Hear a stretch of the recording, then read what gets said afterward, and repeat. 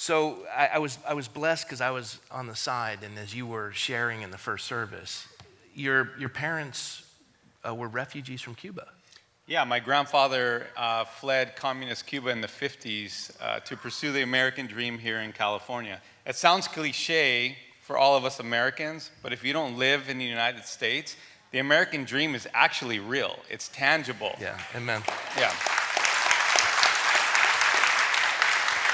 Now, we had the chance to meet over Skype, you and your wife, and I think you were at the Nixon Library doing a speech. I was in a parking lot. Yeah. I had to get pulled out of a speech, and yeah, we had a rapid fire conversation. Now, so just so folks know, I get requests from a number of people, can you have this candidate come and speak, and this candidate come and speak? I don't send out invitations. They have to run their own campaigns. And if they haven't inquired and they want to come and speak, then I don't respond. Their campaign has to connect with us. You were one of the very first to do that. And then early voting starts on Monday, the 16th. So we're shut down. And with over 50 candidates, we could be doing this till next year. But so many folks recommended, you have a love for the Lord. You have a heart for the Lord. What called you into a run for governor? I mean, have you been in an insane asylum, or where have you been? I am an entrepreneur, and some could say a little crazy. Yeah. Truth of the matter is this is not a political battle that we're in here in California. This is a spiritual battle. We have to understand that. First order of business is restoring conservative values back into Sacramento, and that can only be accomplished through a campaign built on biblical principles. And that's exactly what we're doing. Now, you had said something that was very dear to my heart. Now, I personally think the number one moral issue in America is abortion, and California leads the nation in abortion. But you also understand, too, that this idea of medical freedom from tyranny, the state, what they're doing to us is unprecedented. What would you do as governor if... Yeah, so this is arguably one of the greatest attacks on our freedom in U.S. history. Yeah. We need to retain and fight for and defend our medical freedom at all costs. So day one as governor, lift the state of emergency and strip away power from local government to impose unnecessary mandates. We stop talking about vaccine verifications and vaccine passports and immediately lift the mandates to get vaccinations from our healthcare workers, our teachers, and our students. That's all day one. Limited on time, share with them anything you want. Just leave them with something where they're like, I really like that guy. I think one of the things I need everyone to understand, and let's do a little focus group here. How many people are running against Gavin Newsom? 46? You?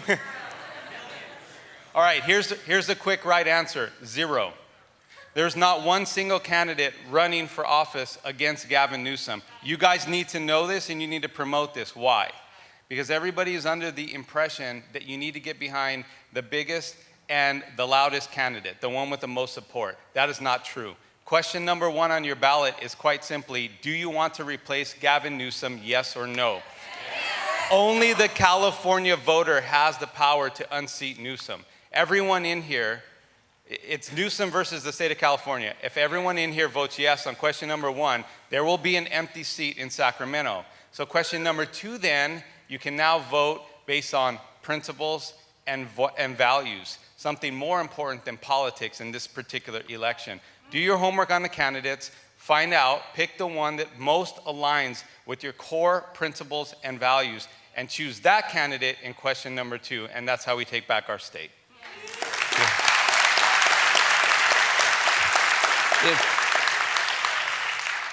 You did a good job, but if I were you, I would have, if you want to leave them with something spectacular, I would have introduced them to your family. Well, here's what, because we were pressed for time, this is how I was actually going to end. Okay, so because of what I said, right, we have an opportunity for the least likely of candidate to actually get into office. Well, where else in history has that happened, right? God didn't choose the most popular warrior to defeat Goliath, did he? He chose a no-name, humble, obedient servant shepherd, right? Somebody no one had ever heard of.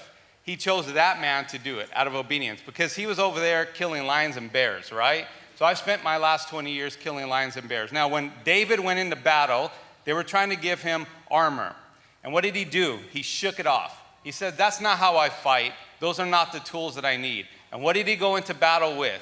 He went with his faith, he went with the slingshot, and 5 smooth stones, correct? Jennifer, Christian, Nicholas, Cameron, and Elijah, get up, hurry up. Right here, hurry up, right here, right here, right here.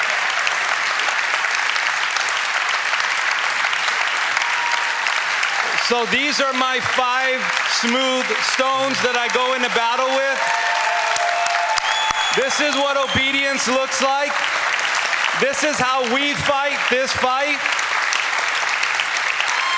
And this is what saving California looks like from a biblical perspective.